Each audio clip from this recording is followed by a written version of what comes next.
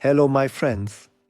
In this lesson, I am going to explain an awesome feature or what's called mute on the WhatsApp application. You can turn off the internet for the WhatsApp application and let the internet work on the rest of the apps in the area.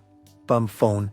So I say goodbye to the disturbance. Now, before we get into the tutorial, if it's your first time here, don't forget to support me by hitting the subscribe, follow, and like buttons and sharing this clip with friends and family so the method works on the regular WhatsApp as well as WhatsApp Business. So you normally open the WhatsApp application and then click on these three dots. Then you click on the last option, and after that you click here and mention its logo. Then you click here. Then tap on this place. Then you enter this number. Pontam unam un tadi pospa oi in kantata saat.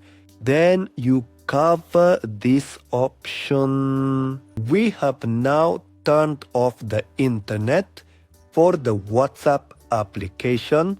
As you can see, we left all other applications on our phone connected to the internet. And to stop or restart the internet for the app WhatsApp, all you have to do is go to the same steps to this place. Then you cover this spot and deactivate this option.